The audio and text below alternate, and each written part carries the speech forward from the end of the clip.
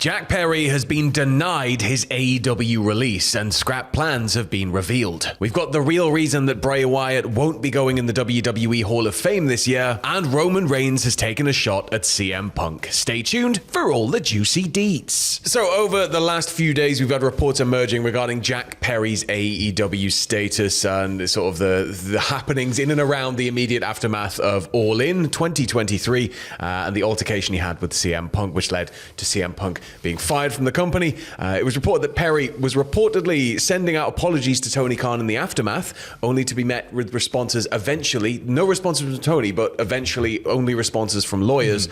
Perry then directly denied these claims, as noted by Brian Alvarez on F4W online. Given this has come from Perry himself, though, fans should probably take it with a bit of a grain of salt. Grain of salt on this one, pinch of salt. It could be part of a wider angle, especially since it contradicts previous stories. He's claimed that he didn't initiate contact with Khan, instead waiting for the lawyers to come to him first. He wasn't going to be the one that's going there poking the bear, apparently. Didn't want to be the first contact. This led to apparently an in-person meeting with Khan, which saw plans written up for him to return to AEW in December, though CM Punk's come back to WWE's kind of scuppered those plans as it stands. It seems like Punk's return alongside the meeting sort of just scrapped any plans for him to actually come back for a return.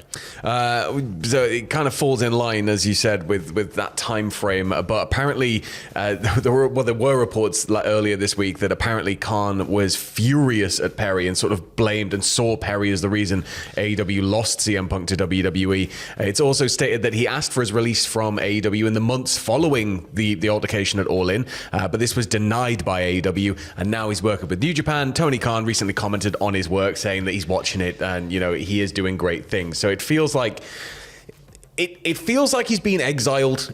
Yeah, I'm not going to lie. It does. It feels it's like I think the original Meltzer thing that started drawing like eyes to it was when he talked about how it's something you'd expect maybe a few months of punishment, but 7 months is a bit much. Yeah, so like it's been quite a while since obviously the initial altercation took place. Yeah. As you said, All In. It's 7 months time. You would expect 2 months. Now we know he was suspended. You would expect a rough time for him, 2 months. Especially given who he is as well to the AEW audience, you'd expect him to be back. You would expect him to be back by now, for sure. Like, and it's all well and good. He's in New Japan, and it seems like that's been a thing that he's done on his own. Yeah. There was same report, contract and stuff. Exactly. Yeah. The same report is saying that him tearing up the contract going by the scapegoat was not approved by AEW. That's him going off and doing it himself.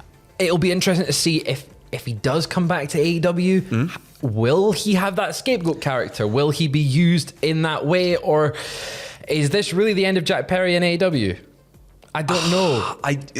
Part of me feels like he's going to return with the scapegoat business on the go, but I think we're going to see a lot more Pillman-esque twists and turns before this one settles, because I think it's generated a lot of hype and it has raised a lot of eyebrows given the time frame and how massive it's been, and everybody loves a bit of juicy gossip. People do like the gossip. It's kind of it's one of those perfect storm situations where, especially if he's controlling flow of information to somebody like the Observer, there's so much they could be doing with it. It's just wild that since that altercation we've had CM Punk fired from AEW. Yeah. He returned to WWE, has been injured, and is now rehabbing his injury. And Jack Perry is still not back. He's still not back on TV. He's like evaporated for a little bit, and he arrived somewhere else completely. But moving toward last night's SmackDown, we had a couple more teams move forward in the tag title tournament. Austin Theory and Grayson Waller are one step closer to WrestleMania as they defeated the Good Brothers, but they've got to go into the final round. Yes, this isn't a guaranteed spot here, so they've got company, don't they? Yeah, they go into the final next week. They will face the Street Profits after they won their match last night.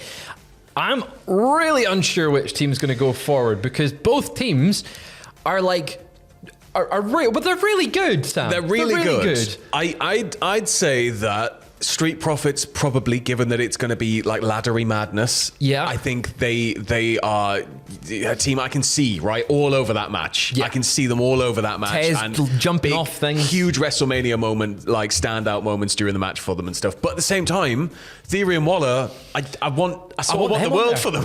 Yeah, I want them to go and win it, or just do something just unexpected, shocking, mental. Put them in it. The good thing is, though, that if they're not in that match, Yeah. it's very likely Grayson Waller will get to do a Grayson Waller effect at WrestleMania. Which but is- I think he should be in that tag team title match. But already in the match, as it stands at Mania, is Finn and Priest for Judgment Day, DIY, Miz and Truth, and the New Day. So it's fairly strong. It's a stacked match. I definitely feel, though, it is Miz and R-Truth that's going to win. Awesome Truth going to get those Awesome titles. Truth, man. Like, yeah, I like.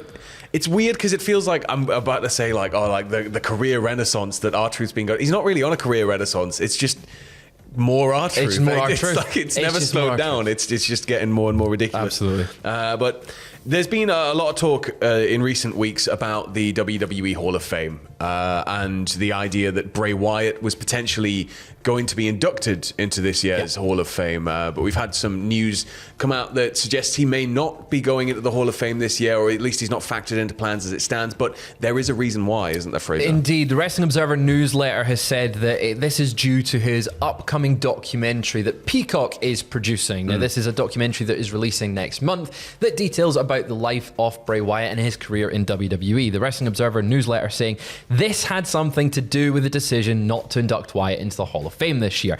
That this year they're doing the big documentary and would induct him later. Now, my mind would jump to the fact that they maybe it's very soon after his unfortunate passing. Yes.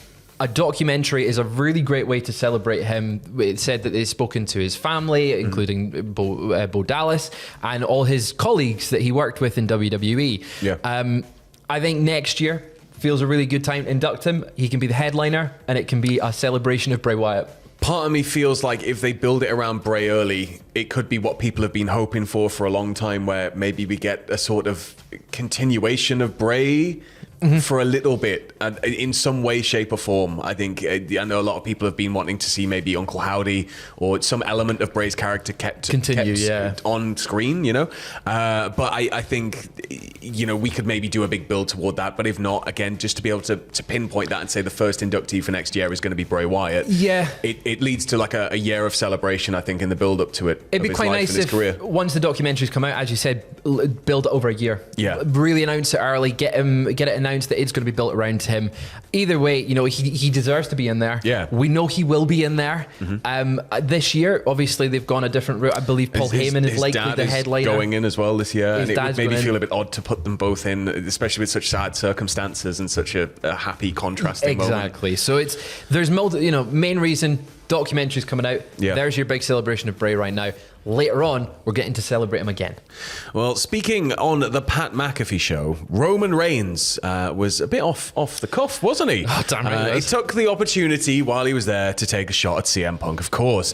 He was asked by Pat how he maintains his focus and passion for his in-ring work. Reigns said, "I'm living my dream, man. This is what I've wanted my whole life. So I'm not one of them people that once I get there, it just wasn't what I expected.